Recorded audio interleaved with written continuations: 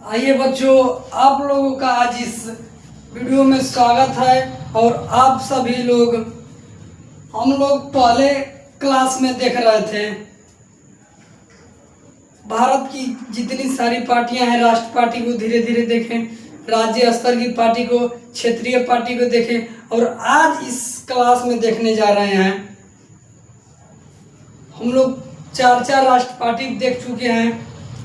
एक भारतीय राष्ट्रीय Congress party, Bharatiya Janata party, Bahujan Samaj party और आम आदमी पार्टी। 4 राष्ट्र पार्टी, अभी 2 राष्ट्र पार्टी बची हुई हैं। और कई क्षेत्रीय पार्टी भी देखें, उनके द्वारा ही राष्ट्र पार्टियों का निर्माण हुआ। तो आज हम लोग अभी देखने जा रहे हैं इस वीडियो में भारतीय कम्युनिस्ट पार्टी। भारतीय कम्युनिस्ट पार्टी, भारतीय कम्युनिस्ट पार्टी CPI। और इस पार्टी के अंतर्गत सारी जानकारियां दी जाएगी कि यह पार्टी किसने बनाया, कब बनाया गया था, क्यों बनाया गया था और इस पार्टी का उद्देश्य क्या है। समाज में लोगों के साथ, मजदूरों के साथ, सभी भारतवासियों के साथ इस पार्टी ने किस तरह भूमिका निभाई और इस पार्टी के वर्तमान में किस प्रकार स्थितियां हैं, किस तरह अपनी भूमिकाएं निभा रही है। इस वीडियो के अंतर्गत सारी जानकारियां आप लोगों के पास उपलब्ध कराई जाएगी। आप लोग जिस तरह हमारे सारे वीडियो को देख रहे हैं, सारे क्लास को देख रहे होंगे, उसी तरह इस क्लास को भी देखिएगा और अच्छे से भारतीय कम्युनिस्ट पार्टी में पूरी जानकारी दी जाएगी और आप लोग को उम्मीद है कि पूरी समझ जाएगी। ठीक है, अभी हम लोग शुरू करते हैं। भारतीय कम्युनिस्ट पार्टी,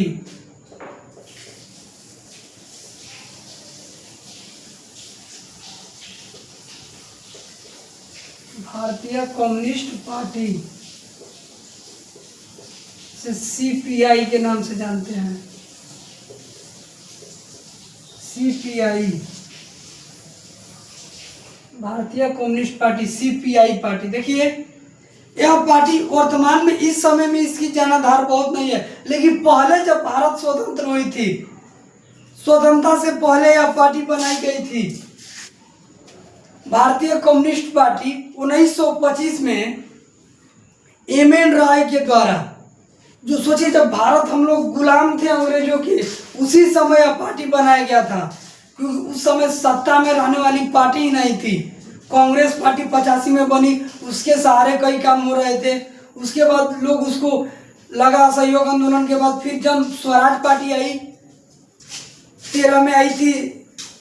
हम लोग के कई पार्टियां अलग अलग स्तर बनाई गई थी, लाला हरदयाल के द्वारा बनाई गई। और उसके बाद गदर पार्टी जो बनाई गई थी वो अभी नहीं चल पाई, धीरे धीरे लोगों को, फिर स्वराज पार्टी आई। और उसके बाद 25 में RSS पार्टी और भारतीय कम्युनिस्ट पार्टी, 2 अलग अलग पार्टियां कांग्रेस से अलग होकर, कांग्रेस से विभाजित होकर बनाया गया था। और कांग्रेस पार्टी से ही यह पार्टी विभाजित होकर एक पार्टी बनती है जिसका नाम है भारतीय कम्युनिस्ट पार्टी।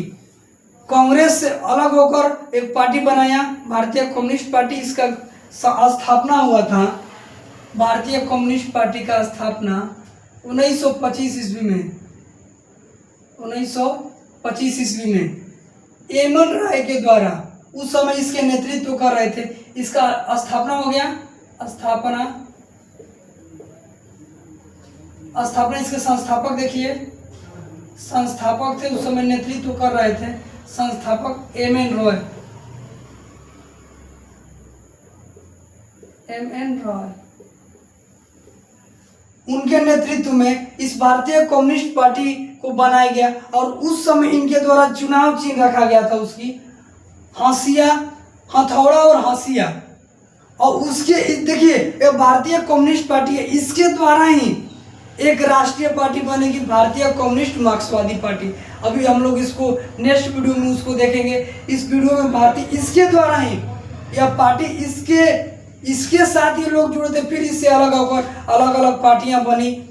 और यह पार्टी बहुत सारे स्तर भारत की स्वतंत्रता में भी बहुत अच्छी भूमिका निभाई और लोगों के साथ मिलकर समाज को जोड़ने का काम किए ताकि लोग हमारे साथ जुड़े और जुड़कर भारत की स्वतंत्रता में अपनी योगदान निभाए।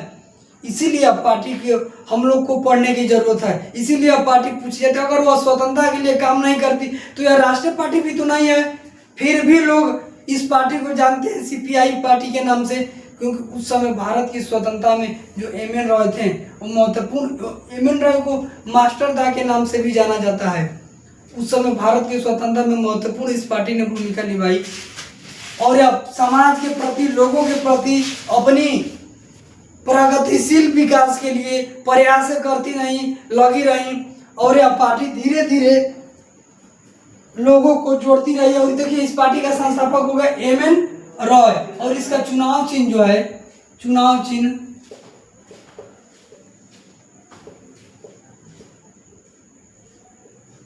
उसका चुनाव चिन्ह है हथौड़ा, हथौड़ा और हंसिया।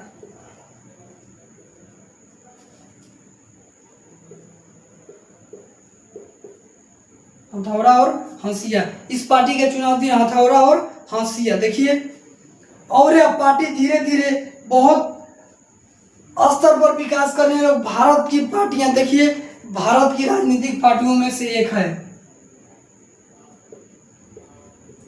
भारत की राजनीतिक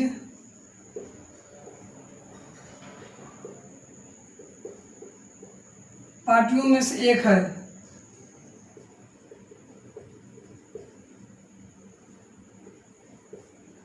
कौन? भारतीय communist party, CPI party.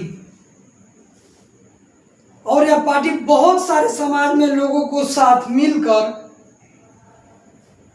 Bharat के स्वतंत्रता के लिए प्रयास की।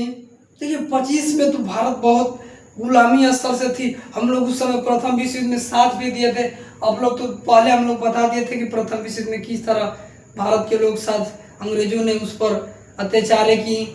हम लोग को जो वादे किया था वह वादा को पूरा नहीं कर पाता है, हम लोग उससे निराश हो जाते हैं और धीरे धीरे अपनी प्रयास के लिए लग जाते हैं। और इस प्रयास के बाद हमारी अलग अलग लोग, सभी लोग अपने अपने पार्टियां अलग अलग, सभी लोग कई पार्टियां बनाए और उसके साथ लोगों को जोड़कर भारत में कई आंदोलनें चलाई, कई नारा दिया गया, कई क्रांति की। उसके बाद भारत की स्वतंत्रता, इसमें कई महापुरुष, वीर महासपूत शहीद हुए।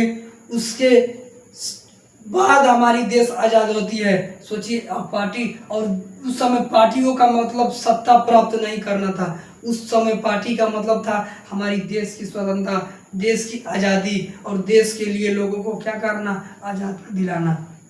उस समय इस पार्टियों का इसलिए उद्देश्य था नहीं कि उस समय था कि हमारी पार्टी जीते, सत्ता में आए और सत्ता में आकर अपनी भलाई के लिए कार्य करे, सिर्फ पार्टी के नहीं। उस समय पूरे समाज के, पूरे भारत की स्वतंत्रता की बात थी, क्योंकि हम लोग अंग्रेजों के गुलाम थे। इस गुलामी में अब पार्टी कितनी अपनी भूमिका निभा रही है सोचिए। उस गुलामी में इस पार्टी ने अपनी भूमिका निभा रही है। और यह पार्टी जो भारतीय कम्युनिस्ट पार्टी इसी तरह विकास करते रहे। और इस पार्टी का मुख्य उद्देश्य था कि भारत में धर्मनिरपेक्षता और लोकतंत्रता, लोकतंत्रात्मक शासन बनाया जाए। यह इस दो बातों पर आस्था रखती थी कि धर्मनिरपेक्षता माने सभी धर्म के लोग एक साथ रहें इस देश में और सभी धर्म को समान अधिकार दिया जाए, समान सम्मान दिया जाए, किसी को ऊंच नीच ना समझा जाए। और इसका दूसरा उद्देश्य था कि एक भारत में लोकतंत्र हो और इस लोकतंत्र के साथ पूरी लोग काकर इसके साथ रहें। तो इसका उद्देश्य था कि भारत में धर्मनिरपेक्षता हो और लोकतंत्रात्मक देश हो। इसका उद्देश्य क्या क्या था इस पार्टी का?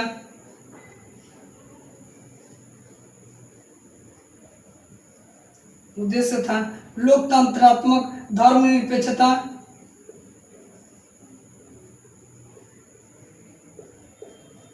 धर्मनिरपेक्षता और लोकतंत्रात्मक।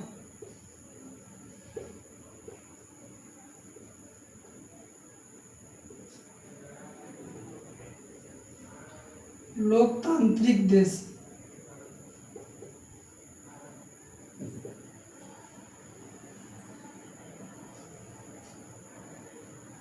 लोकतांत्रिक देश।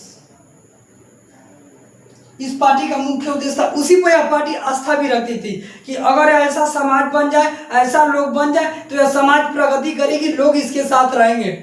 इसी बात पे यह पार्टी आस्था रखती थी कि भारत में लोकतंत्रात्मक शासन रहे और इसमें धर्मनिरपेक्षता रहे, सभी धर्म के लोग समान अधिकार हो। लोकतंत्रात्मक अगर संविधान बना रहेगा उसके साथ भारत में कोई भी कार्य की जाएगी, उससे किसी लोगों का उस पर अत्याचार नहीं की जाएगी, किसी पर दबाव नहीं डाला जाएगा, किसी को दबाया नहीं जा सकता। उस पार्टी इस पर विश्वास रखती थी। और यह पार्टी धीरे धीरे और यह संप्रदायवाद का विरोध करता था। देखिए संप्रदायवाद किसे कहते हैं? धर्मनिरपेक्षता समझ गए कि सभी धर्म के लोग, सभी जाति के लोग एक साथ, सभी धर्म के लोग एक साथ रहकर किसी देश में निवास करें और उसके साथ भेदभाव न किया जाए। धर्मनिरपेक्षता जैसा सबको समान अधिकार हो और लोकतंत्रात्मक एक किसी लिखित संविधान हो, उस संविधान के अंतर्गत पूरे देश के शासन व्यवस्था नीति हो, उसके अनुसार चलाया जाए। यह लोकतंत्रात्मक व्यवस्था है, लोकतांत्रिक व्यवस्था है और उसमें लोगों का शासन हो, लोगों के द्वारा बनाया गया और लोग उस पर शासन करें और लोगों के लिए ही वह कार्य किया जाए, लोगों के लिए ही वह कार्य किया जाए, लोगों के लिए ही वह कार्य किया जाए। वह प्रगति के स्तर पर, वह प्रगति के स्तर पे, वह प्रगति के स्तर पर अपनी विकास धीरे धीरे करती रहे। और इस पार्टी बहुत विरोध करती थी किस पर? सांप्रदायिक पर, सांप्रदायिकता।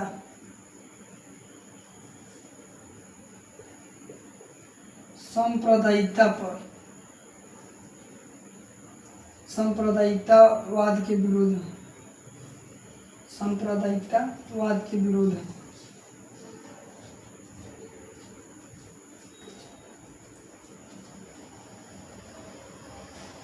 देखिए सांप्रदायिकतावाद क्या था कि वैसे लोग, वैसे विचारधारा के लोग किसी देश में जो किसी समाज में तो रहते हैं लेकिन वो अपने धर्म का ही बड़ाई करते हैं, अपने लोगों का ही बड़ाई करते हैं, अपने विकास के लिए ही सोचते हैं और अपने धर्म को उच्च मानते हैं, श्रेष्ठ मानते हैं और दूसरे धर्म को नीच दिखाते हैं और अपने धर्म से उसको श्रेष्ठ मानते हैं और अपने दूसरे धर्म के लोग को क्या करते हैं? श्रेष्ठ नहीं मानते हैं, उनको दबाने का काम करते हैं। उसी धर्म को, उसी लोग को, उसी विचारधारा के लोग को सांप्रदायिकता कहते हैं। सांप्रदायिकता के लिए यही पार्टी विरुद्ध है कि सभी धर्म एक समान है, इसीलिए धर्मनिरपेक्षता की बात की गई है। और उन लोग सोचता था कि हमारा धर्म श्रेष्ठ है और हम ही इसके साथ विकास करेंगे, समाज के लिए काम करेंगे। वह इसीलिए वो क्या करता था? धर्मनिरपेक्षता के विरुद्ध था, धर्मनिरपेक्षता के साथ नहीं था, सांप्रदायिकता लोग को मानते थे। यह पार्टी जो थी सीपीआई, वो उसका क्या करती थी? विरोध करती थी संप्रदायवाद के लोग का। यानी संप्रदायवाद का लोग का मतलब है कि अपने ही धर्म को श्रेष्ठ मानना और दूसरे धर्म को श्रेष्ठ नहीं मानते थे, उसे संप्रदायवाद कहते हैं, सांप्रदायिकता कहते हैं। हो गया। इसका विरोध करता था कौन? सीपीआई पार्टी और धर्मनिरपेक्ष को मानता था और लोकतंत्र पर आस्था रखता था। और उसके बाद धीरे धीरे बदलाव लाते गई, भारत में पूरी बदलाव आई और इस बदलाव के साथ पूरी पार्टी धीरे धीरे अलग अलग राज्यों में अपनी विस्तार होने लगी और यह पार्टी विकास के लिए, विकास के साथ लोगों को प्रेरित करने लगी। भारत के स्वतंत्रता के साथ इस पार्टी को धीरे धीरे कई लोग जुड़ने लगे और यह पार्टी का विस्तार केरल राज्य में, और इस पार्टी का मुख्य जनाधार जो था उत्तर प्रदेश में हुआ था। शुरू इसका स्थापना जब हुआ था, इसका स्थापना का स्थान किस स्थान पर स्थापना होता? देखिए कानपुर यूपी में,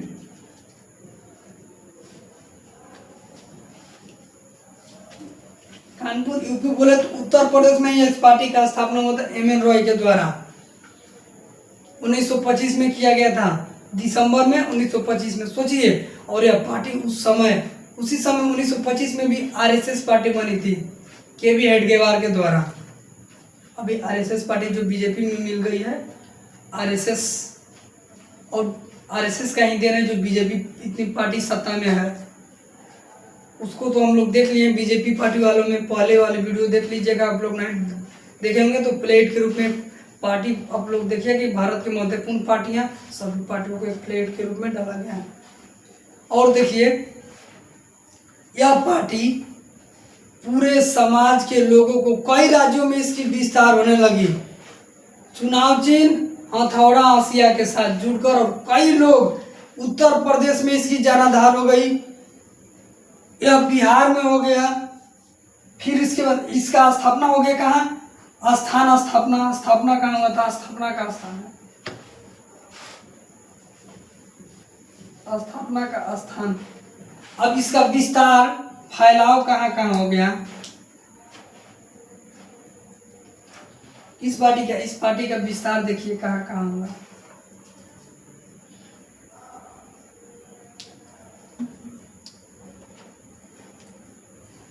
इस पार्टी का विस्तार देखिए कहाँ कहाँ हुआ, यूपी, उत्तर प्रदेश, बिहार से बिहार, देखिए बिहार, केरल और पश्चिम बंगाल में।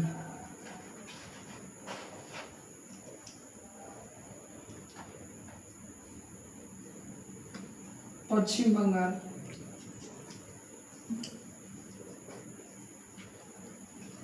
और पश्चिम बंगाल में इस पार्टी का क्या हुआ, विस्तार हुआ। केरल, पश्चिम बंगाल, उत्तर प्रदेश, बिहार में। और देखिए आप लोग यह सोच रहे होंगे कि राष्ट्र पार्टी बनने के लिए कम से कम 3 राज्य में चुनाव लड़ना चाहिए, 7% वोट प्राप्त होना चाहिए, पार्टी राष्ट्र पार्टी क्यों नहीं बन पाई। यह देखिए यह पार्टी राष्ट्र पार्टी नहीं है, महत्वपूर्ण रूप से हम बता दे रहे पहले, ये पार्टी राष्ट्रीय पार्टी नहीं है,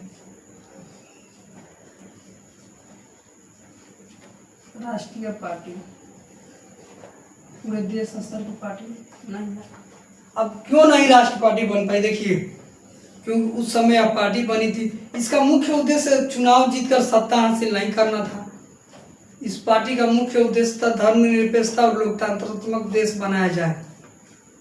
और यह पार्टी के लोग, इस पार्टी के जितने कार्यकर्ता, सचिव, अध्यक्ष, निर्माणकर्ता लोग थे, इस पार्टी को सत्ता दिलाने का काम नहीं किए और उसके कई प्रयास में लगे रहे, और यह पार्टी चुनाव नहीं लड़ी। अगर वह चारों जगह लड़ जाती चुनाव तो कैसे 7% वोट प्राप्त राष्ट्रीय पार्टी बन जाती, लेकिन वह वोट नहीं लड़ती, लोगों को जोड़ने का काम, इसका फैलाव हो गया, सत्ता में नहीं आ पाई, जीत में नहीं, चुनाव नहीं लड़ी, लेकिन इसके लोग बहुत सारे 3-4 राज्य में, देखिए बिहार में, उत्तर प्रदेश में, केरल में और पश्चिम बंगाल में विस्तार हो गया, लेकिन सत्ता हासिल नहीं करना चाहती थी, इसलिए पार्टी राष्ट्र पार्टी नहीं बन पाई। अगर यह सत्ता हासिल करना चाहते थे, इस पार्टी के लोग सत्ता में आना चाहते तो यह पार्टी का विस्तार हो गया था, 3-4 राज्य में पार्टी राष्ट्र पार्टी बन जाती। अगर उस समय राष्ट्र पार्टी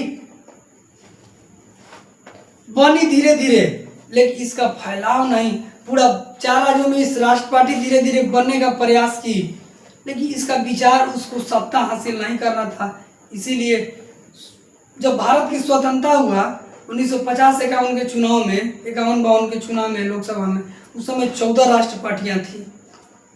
उस समय जब 14 राष्ट्र पार्टियां थी तो ये भी एक पार्टी थी राष्ट्र पार्टी, कौन, भारतीय कम्युनिस्ट पार्टी। अब यह वर्तमान में यह पार्टी राष्ट्र पार्टी नहीं है, क्योंकि धीरे धीरे कई पार्टियां समाप्त हो गई है। भारत की स्वतंत्रता के समय 14 राष्ट्र पार्टियां थी, बताइए, अब वर्तमान में 6 राष्ट्र पार्टी हो गई है।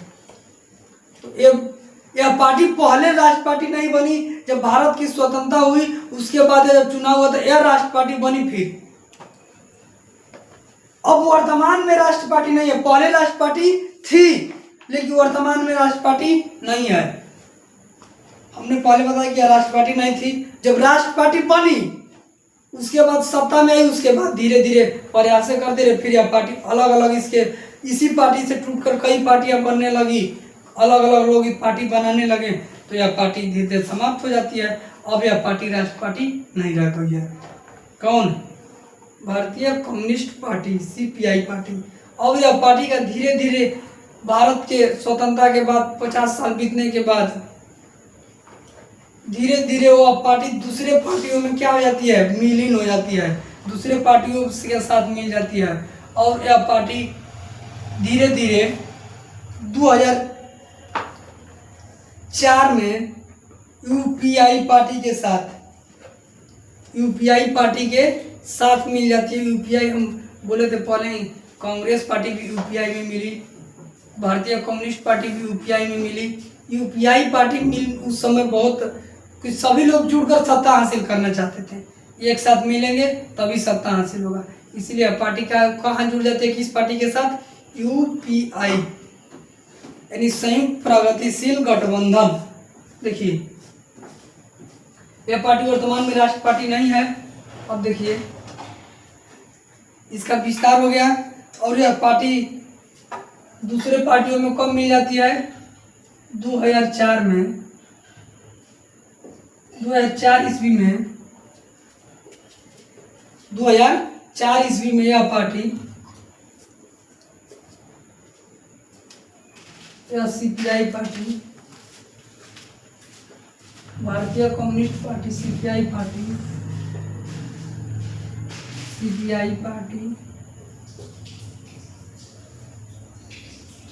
2004 में यह सीपीआई पार्टी कहाँ, यूपीए बोले तो इसको क्या बोला जाता है, संयुक्त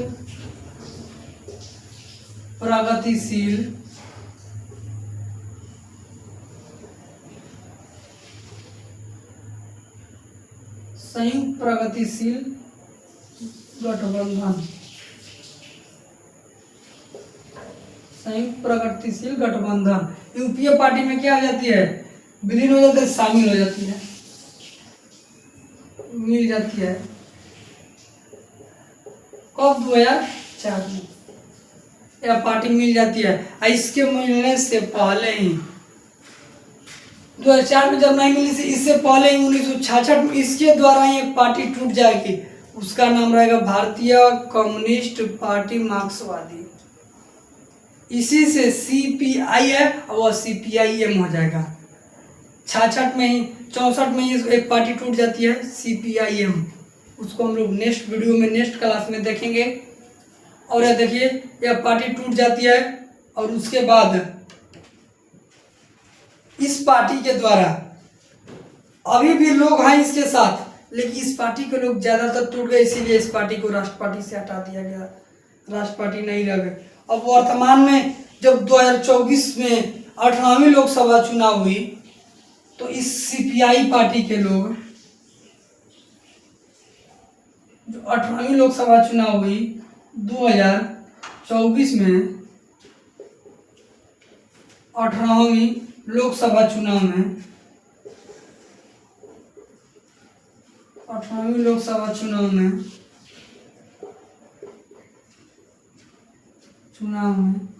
दो लोकसभा की सीट कितनी है, कुल 543। अब 543 में लोकसभा में कितनी सीट हासिल आती है, देखिए लोकसभा में 2 सीटें, कितने में, 543 में, और राज्यसभा में 2 सीटें इस पार्टी की वर्तमान में है। राज्यसभा में भी 2 सीटें, कितने में, 245 में। इसके अभी 2 सांसद लोकसभा में, 2 सांसद राज्यसभा में है। और यह पार्टी का विस्तार होते गई, समाज में प्रगति करते गए, सोचिए आज़ादी में भूमिका निभाई। और इस पार्टी से जितने महत्वपूर्ण समय नेतृत्व और अलग अलग नेता जो जुड़े थे और अपनी अलग अलग पार्टियां बना लेते हैं, फिर भी उसे कोई ज़्यादा आवश्यकता नहीं पड़ती है। और वर्तमान में इस पार्टी के अध्यक्ष हैं श्रीपाद अमृत डांगे जी। इसके वर्तमान में, किसके, सीपीआई पार्टी के वर्तमान में राष्ट्रीय अध्यक्ष,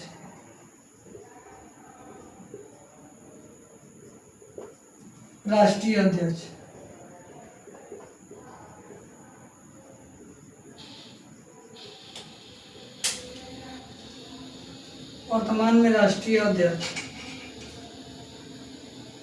वर्तमान में राष्ट्रीय अध्यक्ष श्रीपाद डांगे जी, श्रीपाद डांगे,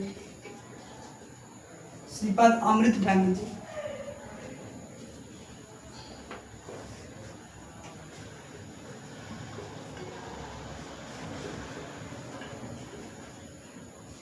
डांगे, देखिए श्रीपाद अमृत डांगे जी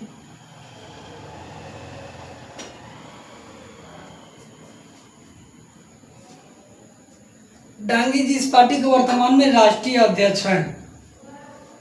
किसके? सीपीआई पार्टी के। अभी इस प्रयास में लगे हुए हैं भारत के, जिस तरह पहले भूमिका निभाई उस तरह अभी भी अब पार्टी प्रयास में लगी हुई है। जिस तरह अपनी देखिए 2024 के लोकसभा चुनाव में 18वीं लोकसभा में अपनी प्रयास करती रही, राष्ट्र पार्टी थी, लेकिन अब पार्टी धीरे धीरे उतने लोग टूटकर अलग अलग पार्टियां बनने लगे तो अब पार्टी धीरे धीरे विलीन हो जाती है। और इसके वर्तमान में महासचिव हैं विवेक जोशी जी। इस पार्टी के वर्तमान में महासचिव, सीपीआई के वर्तमान में महासचिव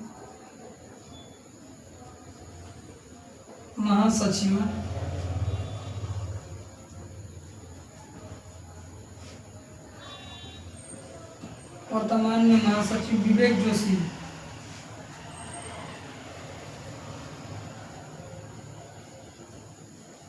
वर्तमान में महासचिव कौन है?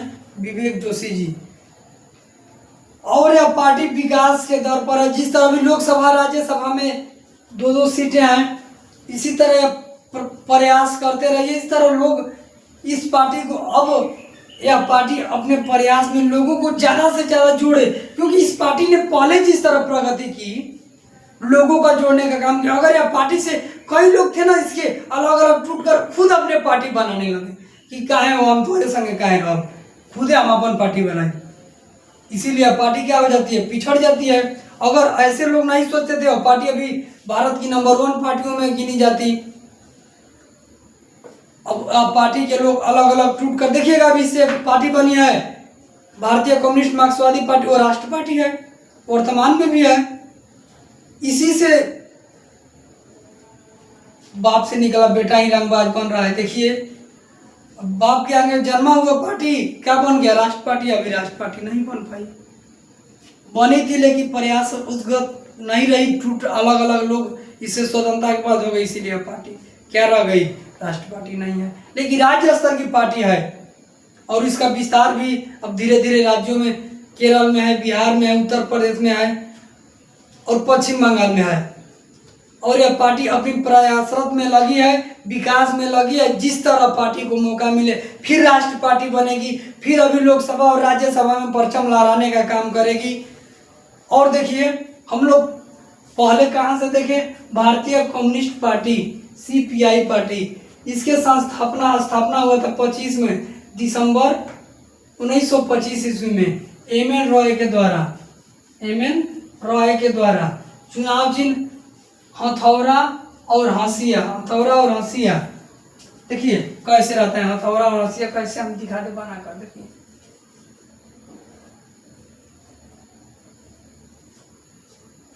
मान लीजिए कि हथौड़ा हो गया, इसी में हंसिया लगाया रहता है, इसी में हंसिया का चिन्ह रहता है, उसी पर क्या रहता है? हथौड़ा। हंसिया और हथौड़ा दोनों का रहता है एक साथ। हंसिया है, इसी पर हथौड़ा रहता है। वह हंसिया और हथौड़ा, इसका क्या है? चुनाव चिन्ह। भारतीय कम्युनिस्ट पार्टी का हंसिया और हथौड़ा चुनाव चिन्ह है। और इसका उद्देश्य क्या था? भारतीय राजनीतिक पार्टियों में से एक है यह पार्टी, और इसका उद्देश्य था धर्मनिरपेक्षता और लोकतांत्रिक देश का गठन करना। और इसका मुख्य विरोध किसके करते थे? इसका देखिए ये वाला स्थापना के यहाँ लिखा गया है, स्थापना का स्थान, निर्माण स्थान लिख दे रहे हैं, निर्माण स्थान। देखिए ये वाला जो बात है, संप्रदायवाद की बात सीपीआई पार्टी विरोध करते थे कि ऐसे संप्रदाय धर्म को श्रेष्ठ मानने वाले लोग नहीं चाहिए हमारे पार्टी के साथ, और हमारे जितने हमारे कोई भी सदस्य ऐसा विचारधारा के लोग नहीं होना चाहिए। और उसके बाद यह पार्टी का स्थापना कहाँ हुआ था? उत्तर प्रदेश में, कानपुर में। और यह पार्टी का विस्तार उत्तर प्रदेश, बिहार, केरल, पश्चिम बंगाल में है। यह पार्टी वर्तमान में राष्ट्र पार्टी नहीं है, पहले राष्ट्र पार्टी थी, अब नहीं है। पहले इसके साथ बहुत सारे लोग थे, अब नहीं है। पहले यह पार्टी बहुत काम कर रही थी, बहुत सारे लोगों को जोड़ी हुई थी। अब यह पार्टी से लोग टूट गए, अब वर्तमान में नहीं है। यानी पहले जो प्रयासगत की गई थी लोगों के द्वारा टूटकर अलग हो गई, इसीलिए पार्टी की राष्ट्रीय मान्यता खत्म हो गई। और देखिए, और इस पार्टी को 2004 में सीपीआई पार्टी जो है संयुक्त प्रगतिशील गठबंधन यूपीए के साथ गठबंधन के सरकार में मिल जाती है और अपनी उसके साथ जाकर सरकार बनाने का प्रयास करती है। 2004 में आ गए थे। प्रधानमंत्री कौन है? डॉक्टर मनमोहन सिंह जी। और उसके बाद 2024 के 18वीं जब लोकसभा चुनाव होता है तो इस पार्टी को 543 में से 2 लोकसभा के सीट निकलते हैं और राज्यसभा में 2 सीट 245 में से निकलते हैं। और वर्तमान में इस राष्ट्रीय पार्टी सीपीआई पार्टी के अध्यक्ष हैं श्रीपाद अमृत डांगे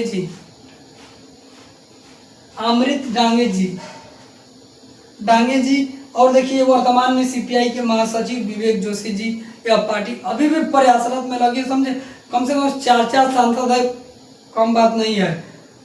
पार्टी कम से विलीन तो नहीं, टूटकर अलग साफा खत्म तो नहीं, अभी भी यह पार्टी प्रयासरत में है, लोगों के साथ लगी हुई है, पर समाज के विकास में लगी हुई है। और जिस उद्देश्य थी कि धर्मनिरपेक्षता और लोकतंत्र को आस्था रखती थी, उसका उद्देश्य अभी भी है, समाज में प्रगति के साथ, लोगों के विकास के साथ। और हम तो कहते हैं कि 2029 के लोकसभा चुनाव में यह पार्टी ज्यादातर प्रयासरत करे और लोकसभा में सांसद अपने लाए और अपनी सरकार भी लाने का प्रयास करे। इस पार्टी जिस तरह प्रगति पर है वो अगर लोग इसमें अच्छे से जुड़ जाए, क्योंकि कांशीराम ने एक स्टेटमेंट कहा था पहले ही कि अगर न बिकने वाला नेता चाहते हैं तो न बिकने वाला समाज बनाना चाहिए, न बिकने वाला समाज होना चाहिए। वैसे अगर न बिकने वाला समाज हो जाए तो न बिकने वाला नेता बन जाएंगे, तो पूरा विकास करेंगे और लोगों के, समाज के सभी लोगों के वर्गों का, समाज के कल्याण का काम करेंगे, विकास का काम करेंगे, बढ़ाने का काम करेंगे और देश के तरक्की पर, देश की आर्थिक स्थिति को सुधारने का प्रयास करेंगे। ठीक है, आज के लिए इतनी सारी इस क्लास में जानकारियां दी गई। इसके लिए आप लोग इस क्लास को अच्छे से देखिएगा और समझ में आएगा। बहुत किसी को जानने के लिए पहले आप समय दो, आप जिसके पीछे समय दिए वो आपका है और जिसको समय नहीं दिए वो आपका नहीं है। अगर आप इसको समय देकर अच्छे से ध्यान से पढ़िएगा तो समझ में आएगा। सारी जितनी पढ़ाई गई है, अगर नहीं समय दीजिएगा तो नहीं समझ में आएगा। अब दुनिया जानते हो किस लिए नहीं समझ, और रील पर चले गए हैं। अब अगर 1 मिनट में सोचिएगा कि रील जैसा पढ़कर स्किप कर, वो नहीं हो पाएगा, उसको समय देना पड़ेगा। जितने महान लोग हैं वो समय दिए हैं जिसके पीछे, उसमें सफल हैं। तो इसीलिए आप लोग समय देकर इस वीडियो को, सारे जितने पढ़ाई गई हैं पार्टियां, ताकि आप लोग राजनीति के बारे में जानें कि पार्टियों की क्या रणनीति होती है, चुनाव में किस तरह भूमिका होती है, क्यों उद्देश्य था इसका, क्यों बनाया गया था, और यह लोगों के वर्तमान में कल्याण में किस तरह भूमिका निभा रही है। आप लोग जब राजनीति को जानिएगा तभी अपने अधिकार को समझ पाइएगा। नहीं तो कोई भी राजनीति पार्टी वाला आएगा, मुर्गा, दारू, साड़ी, कपड़ा, पैसा बांटकर वोट ले लेगा। अपने अधिकार को समझिए। जो अधिकारें मिली है संविधान में, वो अधिकार, सबको समान अधिकार है मत देने का। उस अपने मत के अधिकार को समझिए और अच्छे से सारी पार्टियों के बारे में जानिए कि उन्होंने क्या सोच रहे थे, क्या लोगों समाज के साथ कर रहे, देश के साथ किया है। उसके साथ आप उसके बाद उस पार्टी को सोचना कि हमें किस पार्टी के साथ काम करना है, किस पार्टी को वोट देना है, नहीं देना है, किस तरह कार्य करेगी, वो आपकी इच्छा है। लेकिन इससे जानिए पहले उस पार्टी के लोग विचारधाराएं कैसी थी। ठीक है, आज के लिए इस क्लास में इतना ही। हम लोग नेक्स्ट क्लास में मिलेंगे भारतीय कम्युनिस्ट मार्क्सवादी पार्टी, और देखेंगे आज़ाद समाज पार्टी, नेशनल पीपुल्स पार्टी, और नेक्स्ट वीडियो ऐसे ही देखते जाएंगे। ठीक है बच्चों, आज के लिए इतना ही। हमें उम्मीद है कि आप लोग ज़रूर मेरे इस क्लास को देखिएगा। अगर आप लोग को क्लास देखने के बाद पसंद आए तो बिना संकोच किए इस क्लास को लाइक करना, सब्सक्राइब करना, और ज़्यादा से ज़्यादा बाबू शेयर करिए। ज़्यादा से ज़्यादा लोगों को, ज़्यादा अपने दोस्तों को, मित्रों को ज़्यादा से ज़्यादा शेयर करिए। यह मत सोचिए कि हम ही अब जान लेंगे राजनीति पार्टी, अब दूसरा ना जाने, वैसा नहीं। पढ़ाई जितना बांटोगे आप बांटिएगा, वो बढ़ते ही जाएगा। पढ़ाई कभी घटने वाला चीज़ है, ये नहीं है। ऐसा नहीं कि पैसा है 100 रुपया बांट देंगे 50 रुपया तो घट जाएगा, नहीं। शिक्षा है वो कभी घट नहीं सकता है, कोई आपसे छीन भी नहीं सकता है। इसीलिए आप लोग ज़्यादा से ज़्यादा लोगों को शेयर करिए। ठीक है, आज के लिए इतना ही। धन्यवाद, जय हिंद।